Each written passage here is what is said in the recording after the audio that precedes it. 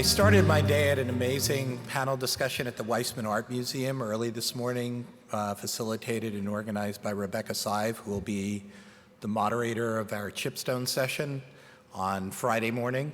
And I listened to Linda Christensen, who's a potter from here in Minnesota, speak about the importance of looking and seeing in her childhood. And I have to tell you, when I look out here and see all of you, that it is almost painfully beautiful. And aside from this amazing room that rotates and is alive with pattern and light, it's just full of your light as well.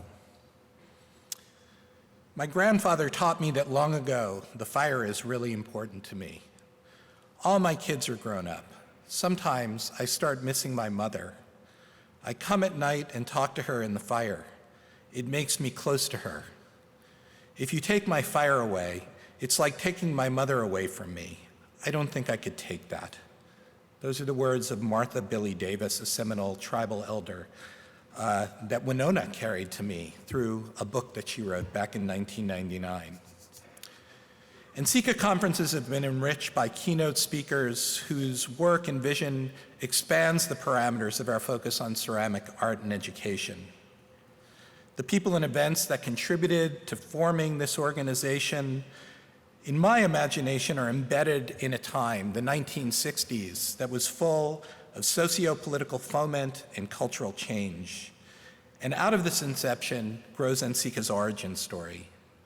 It's one based on cross-fertilization of thinking, and also one that was dedicated to ending a sense of isolation that NCECA members felt within their academic institutions and their communities.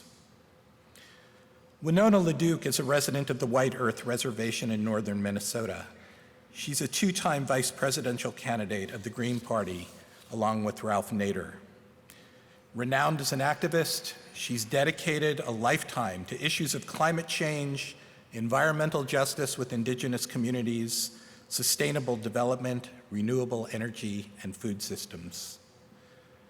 I'm sorry to say that when I look back in NCECA documentation, from what I can tell, we've never dedicated an opening evening speech to the voice, vision, and will to live, I guess is all I can say, of our indigenous peoples. I must issue an apology for that from this stage and thank Winona for being here with us.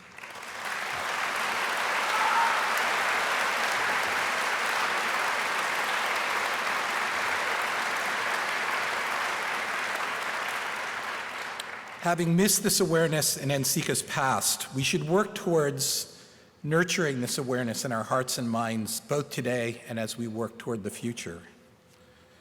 Ms. LaDuke, as I mentioned, is a compelling writer. The book that I spoke of earlier, All Our Relations, Native Struggles for Life and Land, is filled with richly detailed portraits of Native peoples in the midst of combating a constant barrage of corporate and government activity that seemed to lead toward nothing less than a holocaust against nature and indigenous identities. Nothing less than a holocaust against all of us, really. Her chapter on the Seminoles at the heart of the Everglades includes the passage not only that I read earlier, but also the words of another tribal leader named Danny Billy that touched me in the moist clay of my imagination leading up to this evening.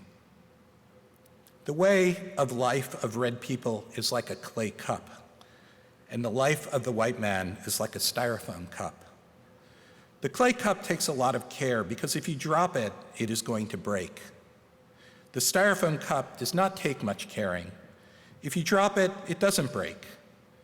You have to be real careful with the clay cup because if you put something hot in it, it will burn you. Compared to the styrofoam cup, which you use once and throw away, it takes a lot of work to keep that clay cup intact. Please join me in welcoming Winona LaDuke.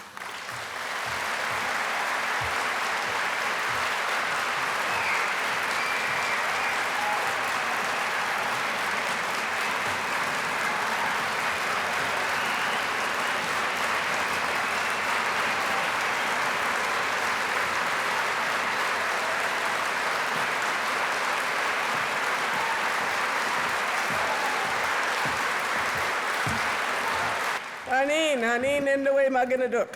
Mikagway to Magus, Binasique, Indigenikas, Makwando Deam, Gababadi Kagish, Kaniganing, in Dunjaba, Oma, a king. I'm here from this land. Thank you very much for the honor of being here with you tonight. And Joshua, that was a very gracious introduction. So thank you again for the honor. You know, when y'all asked me to come here, I was like, what, they want me to go talk to them? I was like totally unbelievable to me. I feel like I kind of went down the rabbit hole or something. It's like all these like cool people that are the clay people. And like, I have to say, like a super great gift, I'm honored to be here, as I said. I have like, I don't want to say like a bucket list thing as I want to be one of you. It's like on the bucket list though. You know, I have to spend all my time fighting stupid ideas and stupid corporations, but really I was like, I do have a wheel. I just sits there, and one day I'm going to do that. So a little bit of a bucket list here, and I have to say, just to show you how much of a fan I am of those in your craft and in your art. You know, I live on the White Earth Reservation, which you gathered in northern Minnesota. Now, we don't say that Midwest thing, because that's like conceptually really confusing to me. Like the mid of what West? Do you know what I'm saying? Like, that doesn't make any sense. In the northern Midwest, like, what the heck is that? That's like even more confusing. I consider myself a Great Lakes person, right? Y'all understand? It's like a geographic thing that makes sense to me, right?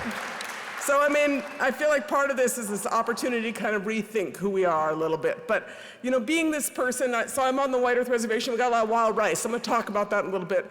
But, you know, it turns out that those wild rice hulls are used in firing, right? And I heard about this, and so this one guy, Richard Bresnahan, that's his name, right? I heard he had like this 25 chamber, some kind of a really cool Japanese, right? Is this sounding about right?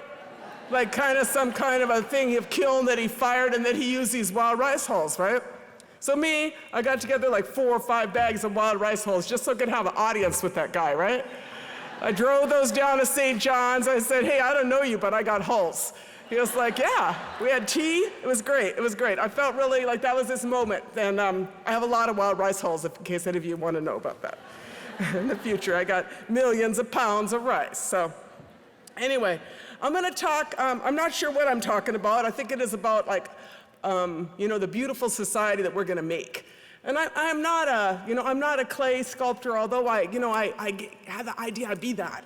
You know, I mean, I really like that idea, and I'll show you some pictures of those things. But what I will say is that I consider myself kind of like a community sculptor, or a sculptor of the change that we are making. You know, it's different thing that we are doing. You know, but the question is, it's like change is inevitable. Who's going to make that change? You know. So that's a little bit. I'm going to start with some art. Now, if you aren't from here, does that art go up there? Oh, there it is. See, this is me and like learning. Isn't that great? So this is in downtown Duluth on 2nd Street and 2nd Avenue. Minnesota, like many other, this is the Duluth people over here. We're like, we're the cool Duluth people. We got that. So, you know, indigenous people have faced, we're not even going to go with the levels of oppression and neocolonialism and settler colonialism. We'll just kind of leave that aside for the present moment, okay? But just say that indigenous women, you know, are really invisible in Minnesota. And the issue of missing and murdered indigenous women is very strong and prevalent. And each of us in our family has lost someone. We have all lost someone. I also had a cousin who was here in the river, you know, was found in the river. And so, you know, when you're a Native woman in the North, like people don't look at you a lot of times, and Duluth is kind of a rough city for Native women, a rough city. But, you know, what I want to say is this woman is downtown in Duluth, and she's about 40 feet wide and 60 feet tall. And you can see her every day downtown Duluth, you know? So to me, part of what you do and part of what I do is like art changes how we view the world, right? Art changes how we view the world. This artist, his name is Votan, and I'm really proud of that piece. And I got to give a little credit to my mother here. And then, so this is my mother over here on the one who's doing the sculpting. So this is my mother in 1955 in San Miguel Allende in Mexico. My mother is an artist. Her name is Betty LaDuke. And this is some of her early work. And I just, you know, I looked up Betty LaDuke in Mexico, and that picture came up. That's cool, huh? So anyway, I want to share that with you as I come from, you know, a very great appreciation. And this is, Esteban did this piece here. This is from Standing Rock, and I think he is here. I don't know where he is, but he's from Vashon Island, and he just sent that to me. So Let me talk a little bit about where I come from. I actually come from the White Earth Reservation, which I said to you, Gawaba Body Cog, which means the place of the white clay, the place where the white clay is collected. People think it's like white earth, like, I don't know what that means. That sounds kind of funny. You know what I'm saying? But it's about the clay. It's about the clay. Used by our people. This is my lake, Gawawegama Ground Lake, northern part. And you know, where I live is an interesting place. It's at the headwaters of both the Mississippi and the Red River. They both start on my reservation. And where I live, the water is good. The water's good. I'm a water protector. You know, and I'm interested in seeing the water be good everywhere. You know, it leaves my reservation and it's good. So it leaves my lake, it's good, you know. So this is some of our old-time clay pots, and you know, I'm not a scholar. I was like, you know, thinking about some of this stuff, but what I want to say is that there's this story about these old-school pots made for my community. I just found this one's called the Magic Pots, and I kind of heard this. It said a long time ago, Minwanja, an old granny lived in an Ojibwe village. Beside the wigwam she lived in, that's made out of birch bark. She also had a separate bark house where she kept 5 beautiful pots on a shelf. Those pots were magical and weren't supposed to be used for cooking or anything. Instead, the old woman kept them there so that other women in the village could come look at them and get ideas and go home and make their own pots. No one could make the pottery without the inspiration of the magic pots and to keep them safe. But no one but the old woman was allowed to touch them. One year, everyone went out at the same time to pick berries, and the old woman went along too, and 5 little girls were left behind to tend to their village. They gathered firewood and did all their things, and of course, you know, they got in trouble. They had to go out of curiosity. They went to her bark house where she kept the magic pots, and so they could look at them and wonder how beautiful that they were. That wasn't enough for them, and so they got them down. They started playing with them, and all of a sudden, a wolf appeared, and the girls were frightened and ran, and those pots broke. So it's a legend that is told, you know, one of them fell over the birch bark sheath, and instantly the noise was like thunder. When the wolf was gone, the girls came out and found that all the pots had been shattered into tiny pieces. When the old woman returned and found out what had happened, she found the 5 girls and told them what they had done. As soon as she told them, a magic thing happened, and the disobedient girls were changed into 5 black crows, which flew away cawing. Without the magic pots, the women no longer knew how to make pottery, and it is why the Ojibwe no longer make pots. But the crows live on. In the summer, you could see them in a tall tree, uttering a mournful caw, caw. Now, there are Ojibwe potters, you know, but our potting traditions are not as great as the traditions of other Native nations, you know. We are people that are, you know, birch bark is our thing. You know, you can do a lot of stuff with birch bark. If you don't need clay for a lot of stuff. You can even, you know, a lot of things we do with birch bark. But I just want to share that we have this tradition too. Now, I'm going to talk a little bit about where we're at. This is some art from my area, and you know, I appreciate that you are all pretty light and bunch. I felt all warm and fuzzy listening to you talking too. I was like a little nervous, you know, but then I was like, oh no, they're all nice. You know, I get asked to talk at really unusual things. Well, not really very often, but last year I got asked to speak at this kind of unusual convention. I have to say that was like, this is kind of in the league of, did they ask me to talk? But this was the Minority Chrysler Dealers of America convention. Now that's kind of unusual thinking. I was like, they want me to talk? I was like, they're like, yeah. I was like, what did they want me to talk about? You know, I was like, you know, I'm like the post-petroleum economy girl. And they're like, yeah, they want you to talk, you know, but anyway, so that was, you know, you end up at a lot of places, but you guys are a pretty enlightened bunch, I can tell this. I just wanted to show you some art from my territory. And I did that because when I was an undergraduate at Harvard University, if you wanted to study the art from Europe, you went to the Fine Arts Department. If you wanted to study art from Native America, you went to anthropology. And so what I want to say is that there's this huge valuation of knowledge that exists, and valuation of art. And you know, what I want to say is that this is our art, and perhaps part of the challenge that we have at this moment is to kind of, you know, not limit ourselves. You got to get outside of the box that we all got into with our privileged Western education, you know, and figure out how we're going to work together to make something better. This piece of art is Ojibwe style. You can see inside the beings. That's part of the essence of Ojibwe style. And this piece is called We're All in the Same Boat, you know. So I'm going to talk a little bit about making America great again. So this is my idea of when America was great, when we had 8,000 varieties of corn. Oh yeah, right. Tremendous agro-biodiversity, We was busy over here. I don't want anybody to think we were just hanging out. We was busy making 8,000 varieties of corn. Tremendous agrobiodiversity and 1,000 varieties of potatoes, all kinds of cool stuff, right? That's us. America was great when there were 50 million buffalo. That's when America was great. Single largest migratory herd in the world, those buffalo, the 50 million buffalo. And they transformed ecosystems, and the area that they are in today is the same area where there are 28 million cattle.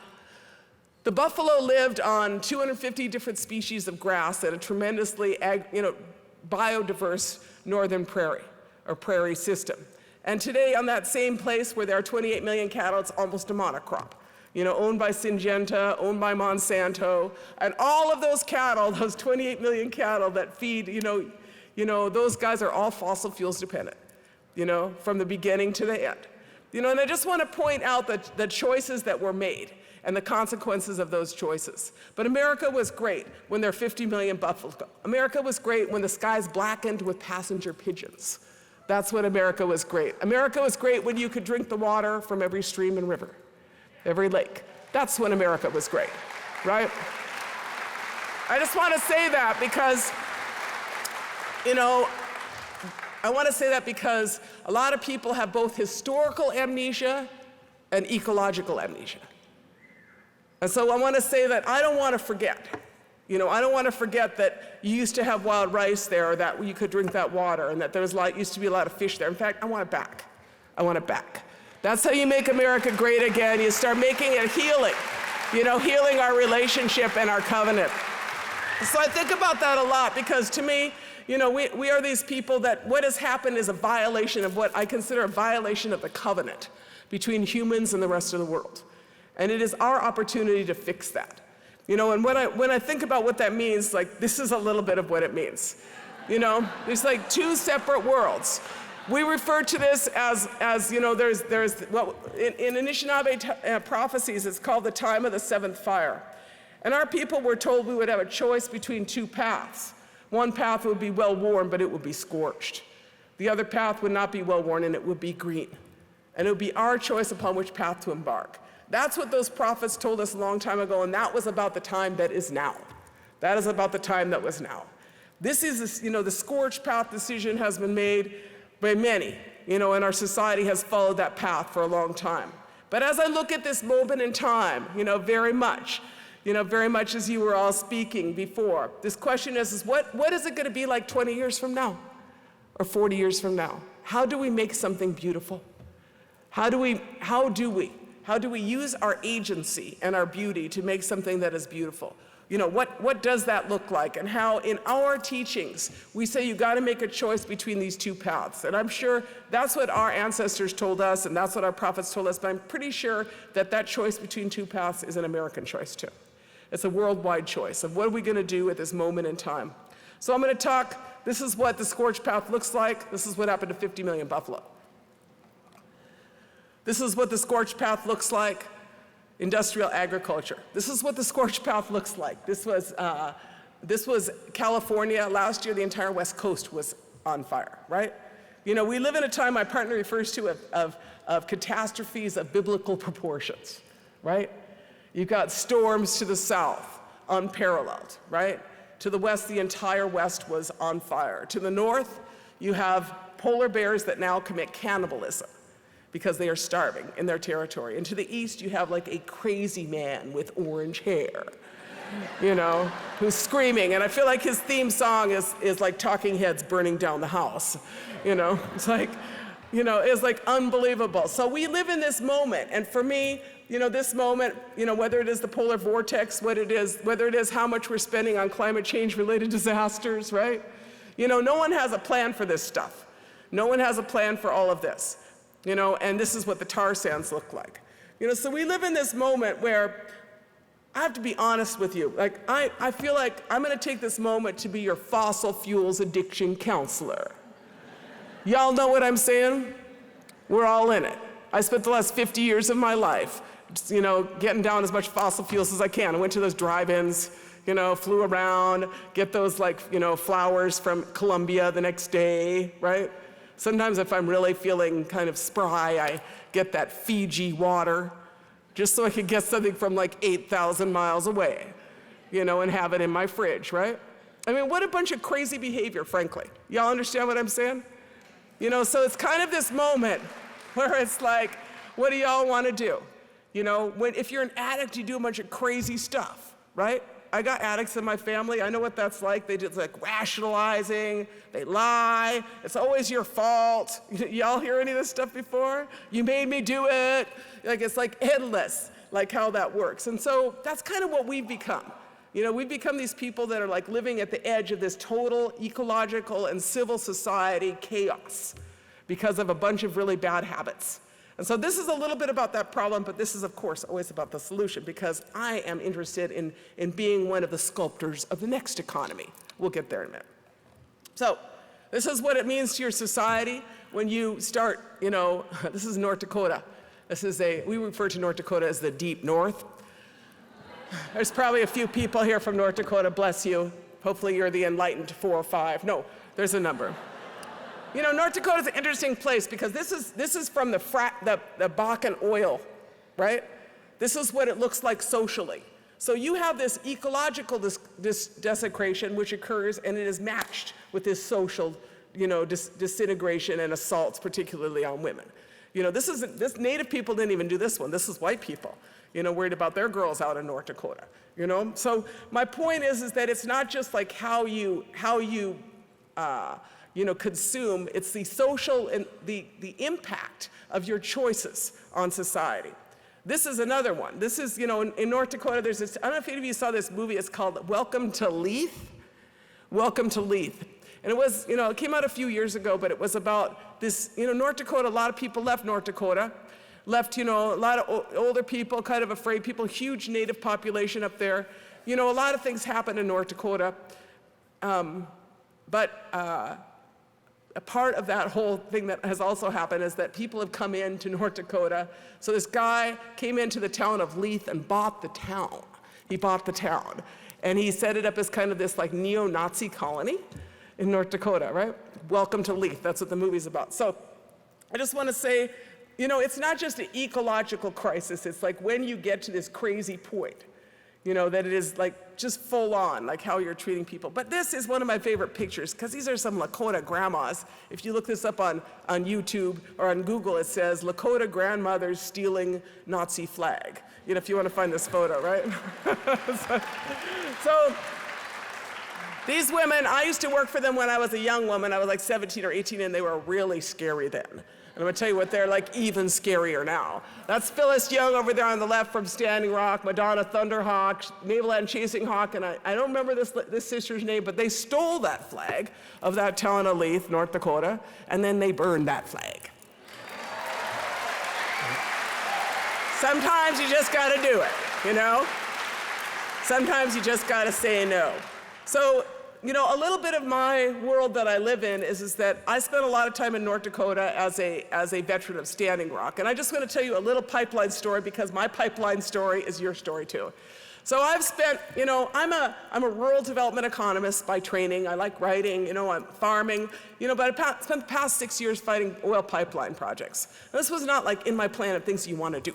You know, I mentioned I want to be a potter, right? Did I say that? Like I had the wheel, I got everything sitting there, and I'm like, one day, Enbridge will be gone, and I will sit with that wheel, you know?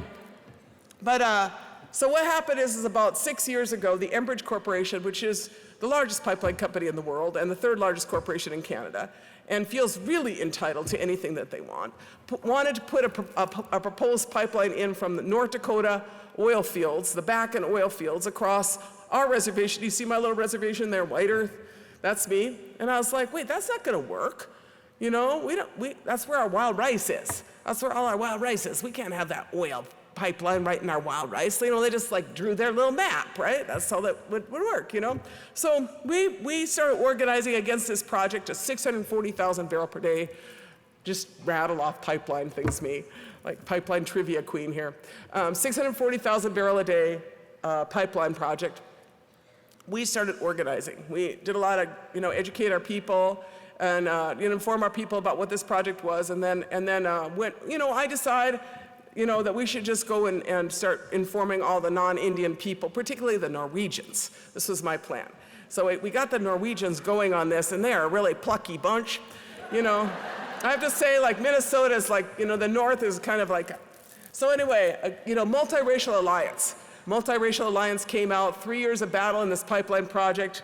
The Friends of the Headwaters filed a lawsuit to force the state of Minnesota to do an environmental impact statement on this proposed project. And about 8 months later, the Enbridge Corporation canceled this project, canceled the pipeline. I just want to say, cancel the pipeline, right? So what I want to say is it is possible to defeat a big, stupid pipeline project, right? And it's possible to do that. And like, you know, it is like what you all said before, like change is made by the hands of individuals. Everything we have is pretty much because someone fought for that. You know, don't take it for granted. Someone had to like stand up there and make it happen for the little people. That's us, you know? So we defeat these guys, and then next thing you know is that corporation buys 28% of this project known as the Dakota Access Project.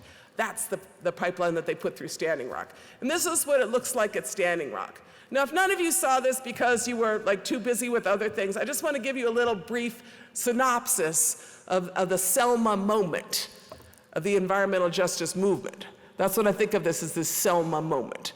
When all of a sudden you are facing this large onslaught of $38 million of military equipment coming at you. You're facing this equipment and you're saying, I'm just gonna stand here, and I know you're gonna shoot at me, but I'm just gonna stand here because I'm a water protector. I'm a water protector. This is what it looks like. This is what this is us this is September of 2016. This is what it looks like when you deploy military equipment on civilian people. This is military surplus. That's an MRAP on the right side, mine-resistant armored personnel carrier. Left side is an LRAD, long-range acoustic device intended to blow out your eardrums. You know what I mean? This is this questions of what are we doing with civil society? If your oil companies require you to bring the military out, to put those pipelines through, what have we become? What have we become? That's this question I got for us, you know? At what point is it unacceptable to injure people for corporations? At what point do the rights of people supersede the rights of corporations?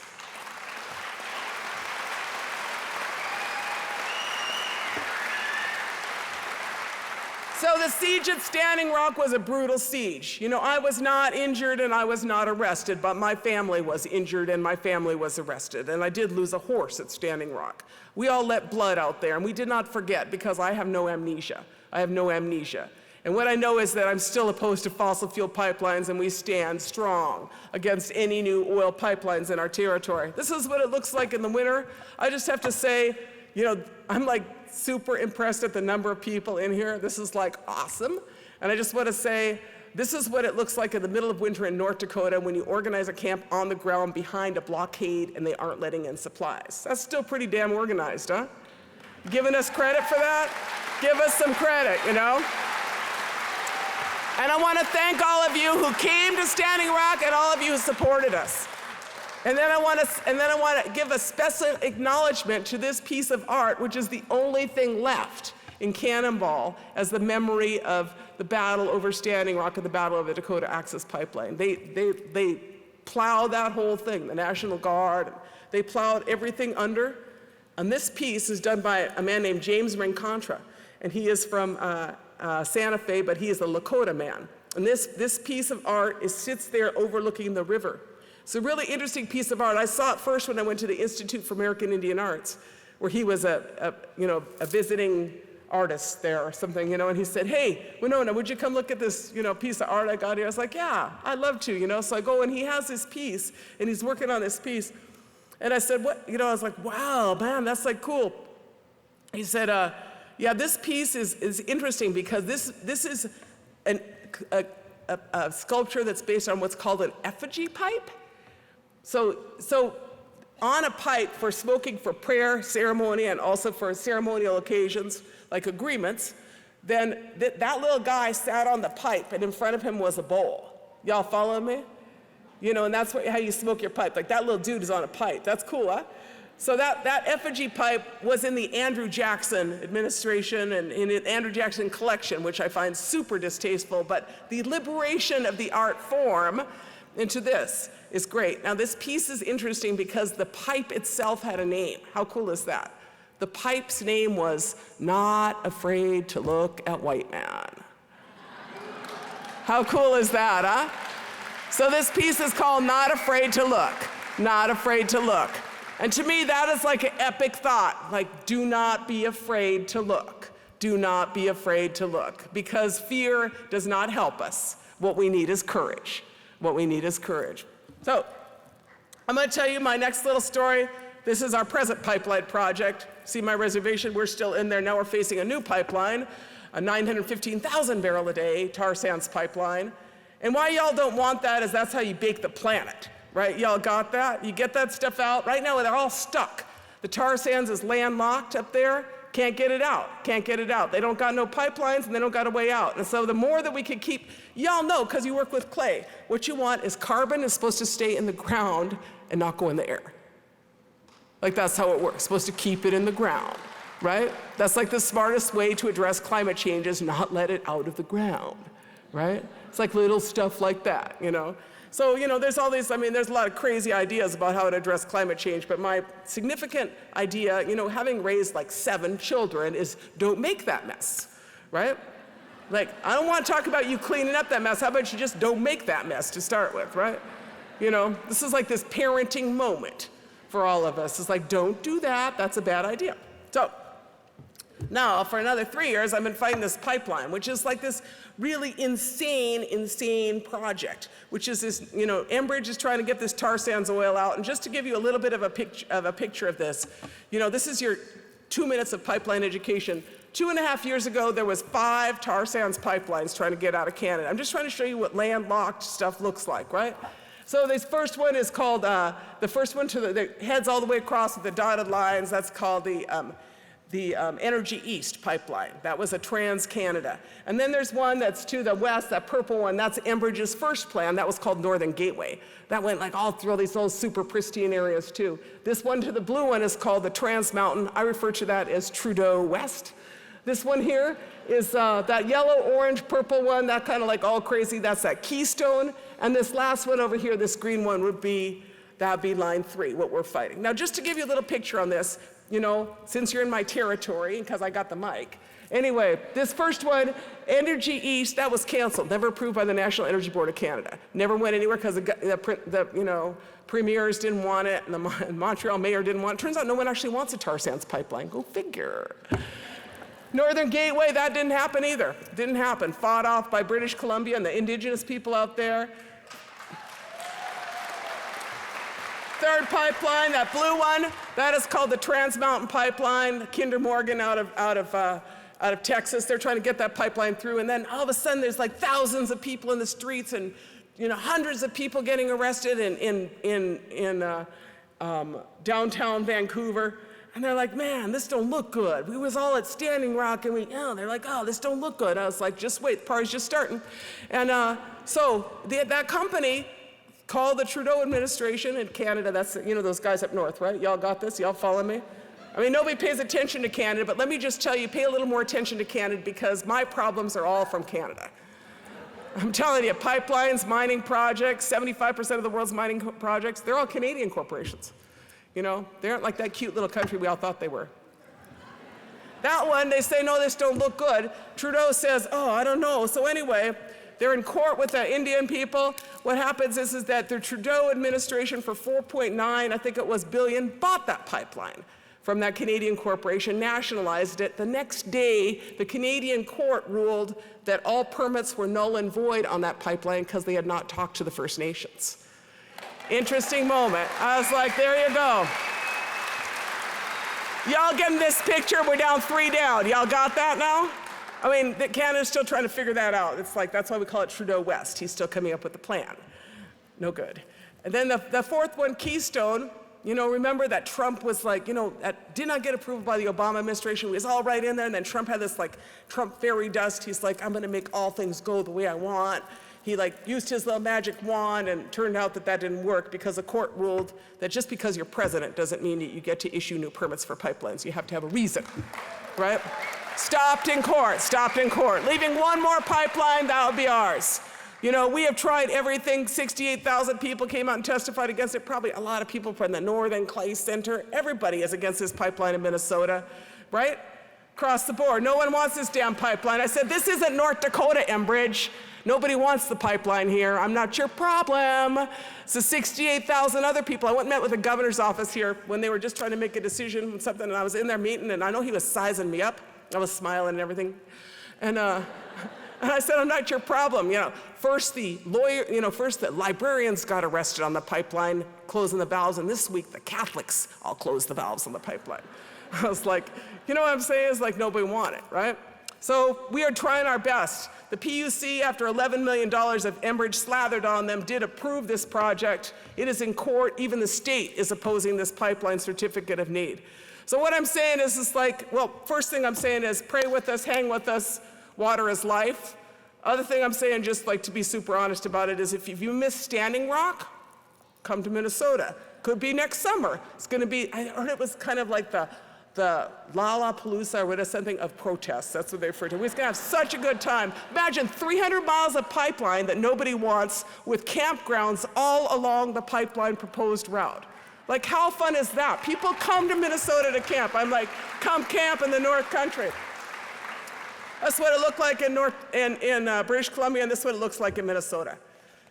This is what it looks like up north, too.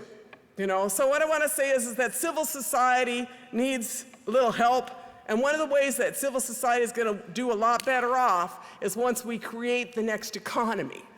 I'm just going to be honest with you. This last economy didn't really do much for Native people. I don't know how else to put it. Pretty much a mass appropriation of everything we have. Everything that we ever understood is kind of like, whether it is co-opted or a mascot, or, you just wake up every day and you're Indian, it's like having, you have like, what's it called? Ethno-stress, that's what someone called it.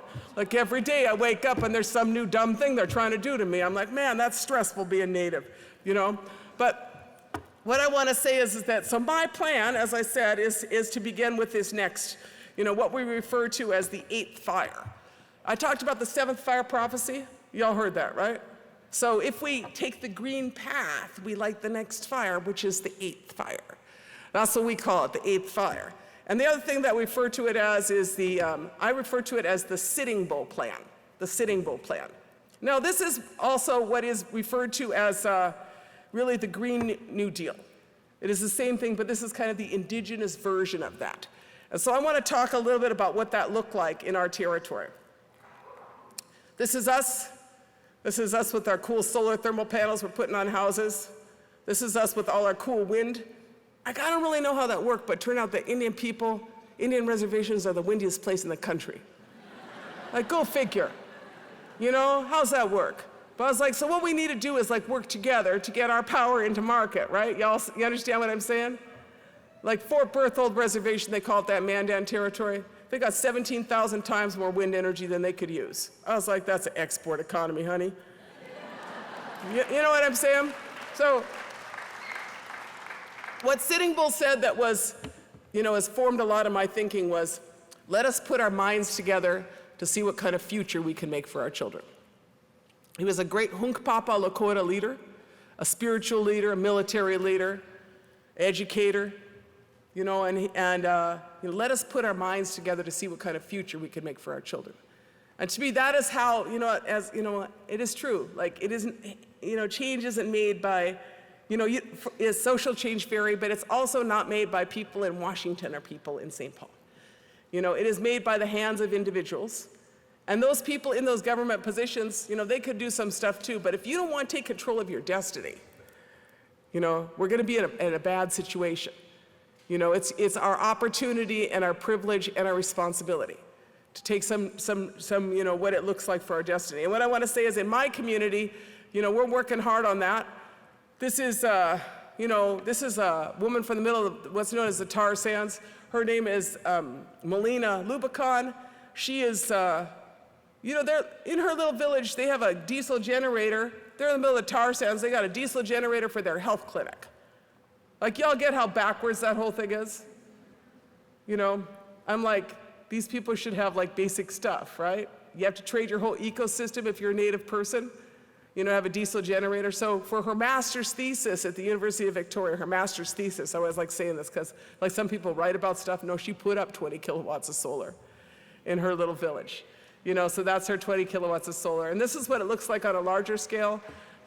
When you do, this is at Navajo.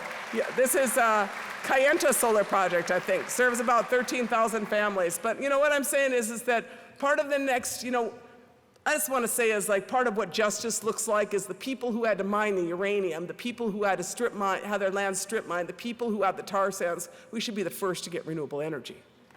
That's what justice looks like. We're not the last ones in line for the next economy.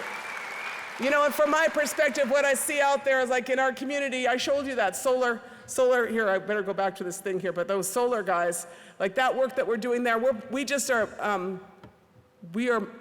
install these solar thermal panels on the south side of walls, and you can save about 20 to 30% of your heating bill. Pretty cool, huh? South-facing wall. It's kind of like the low-hanging fruit. And everybody here understands that in the wintertime, your main energy use in a house is often heat, right? Y'all understand what I'm saying? So if you could do this combination of cool, renewable energy, efficiency, right? Stuff like that, that's what the future. No more fuel poverty in our North Country territory. So in our case, we was installing them, and now we are gonna build them. We're gonna build them. We have put up a solar thermal panel manufacturing facility in my village. It's called 8th Fire Solar. It'll be available coming May. We're just got in some really cool equipment. I don't know, like all this really amazing, cool equipment. But this is also what we did in our village. I have this theory, which I'm sure somebody has written a dissertation on, which is if your village is ugly, you might not feel so great. But if you paint your village, you might feel better. That's my theory. I'm working on it, okay? Working on it. So this is one of 7 in my village. And my idea is to get people came to my village to kind of do the poverty tour, and there was a lot of bad things that happened in my village. Pine Point's my village. So we decided that we would do cool things there. So we paint 7 of those houses like that, and we're just getting started. This summer I plan to paint the town, paint the whole town. I'm excited about it, and that's a little bit how you liberate yourself. You know what I'm saying? It's when you get to be as beautiful. Our people, because we have different clans, I'm Bear Clan, but people in the murals, like this is Wolf Clan person. Different ones, like we had different artists that come in and said, I want Wolf Clan, I want Eagle Clan, I want Bear Clan. That's cool, huh? And so I just like feeling like, you know this because, you work with clay. But, my community, we know this too intuitively, but I'm happy and proud to say that, art makes change. Art makes change, and you all know that. So thank you for your work in that. Thank you for your work in that, And then this is my latest cool project. Did I mention that I'm all ready for the next economy? I already mentioned that, right? You got that? No, I say that because, my friend Bob Goff, he passed away, but this one brother that was up here with that hair and everything, he reminded me of Bob Goff. I was like, that could be Bob. And I always laugh because he kind of show up in places for me. Like, one day I saw him walking down the street in Santa Fe. I was like, that's Bob Goff. But, it was like just who he was, But anyway, so Bob used to have this saying, which was, you're either at the table or you're on the menu. Y'all got that one? Right? And I kind of like that. We are at the table, and particularly as Indigenous people, you're either at the table or you're on the menu, because they's going to divide up your stuff if you aren't there. Right? I have a little experience with this, right? So my point is that I don't want to just be at the table. I want to set the table. I want to decide what we're eating in the table. Because in my experience, the people who made the decisions for the past 150 years or 50 years of chemical stuff, it ends with side put on our land, made a set of really bad decisions. Their license to make decisions has been revoked. The next economy has to be made by enlightened people who want a restorative and regenerative economy. I want to rebuild our relationship with Mother Earth, because if we're going to survive, we're going to need our mother. We're not going to need a bunch of shareholders. We're going to need our Mother Earth.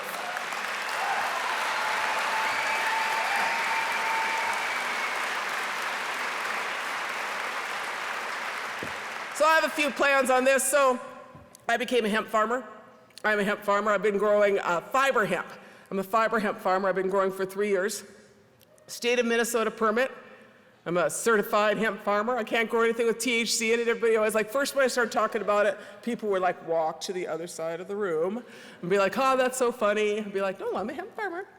You know, and now, I did a Kickstarter a couple of years ago, 2017, I did a Kickstarter and I bought this farm and what do you think of that art, huh?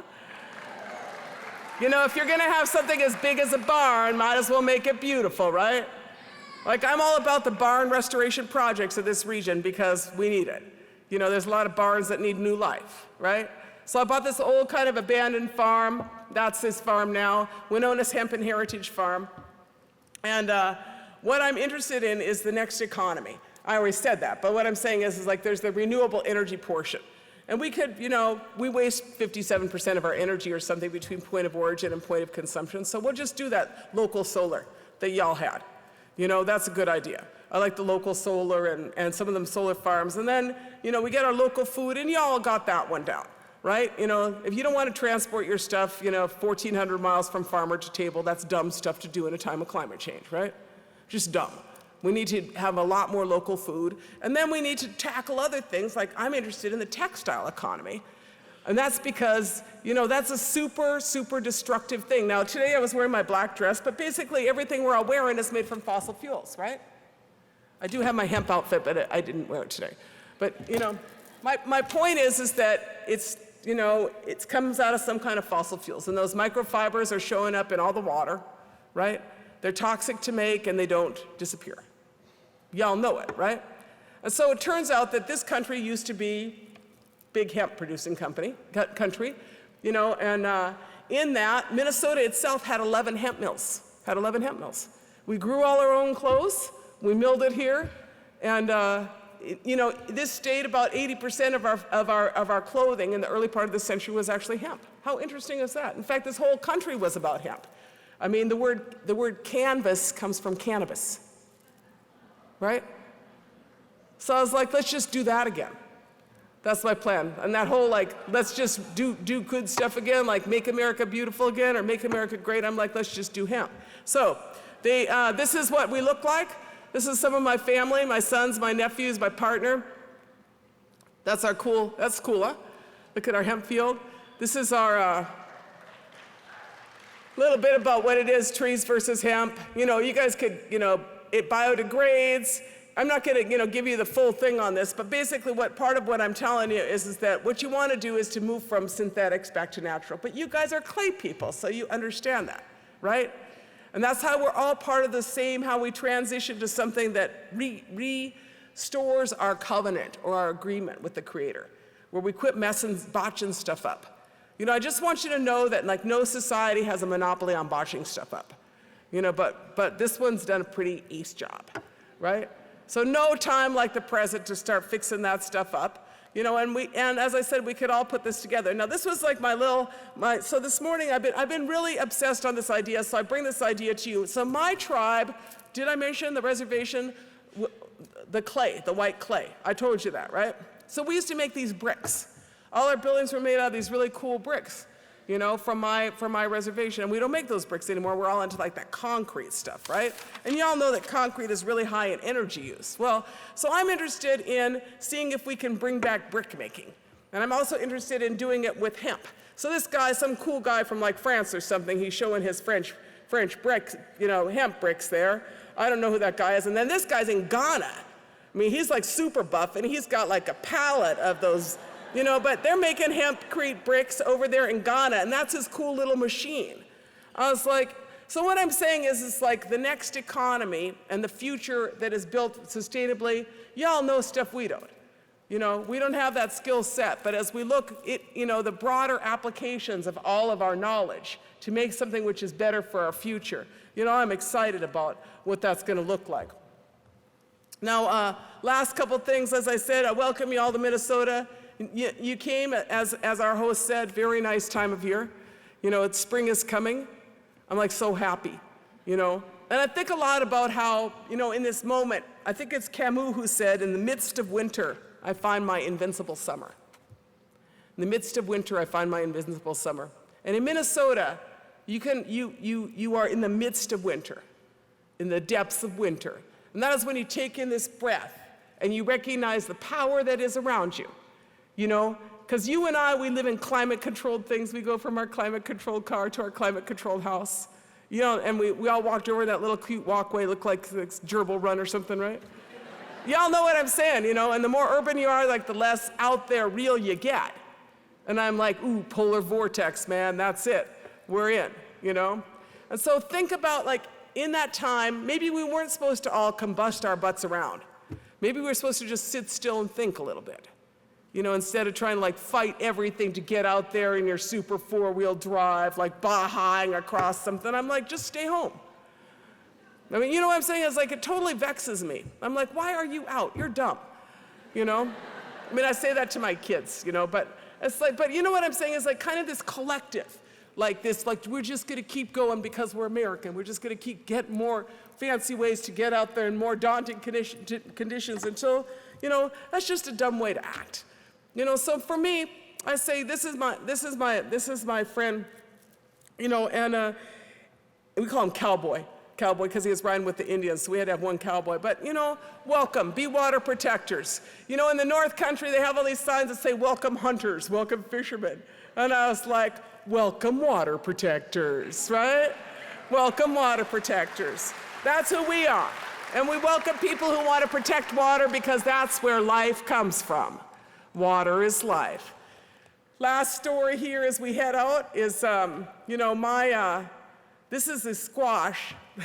I got the first seeds of this squash about 10 years ago or something like that, and I had like a lot going on. So anyway, this guy gave me this squash, and he gave me the seeds, and he said this came from a clay ball that they found in an archaeological dig near Green Bay, Wisconsin, full of seeds. My ancestors, like your ancestors, used clay balls to hold our seeds because that clay would wick. Well, wick the moisture out, keep your stuff for a long time, those clay balls. You know, I still actually believe the clay ball is probably better than that vault, you know, over in Norway. Y'all know what I'm saying? I'm like, I'm gonna keep the clay ball.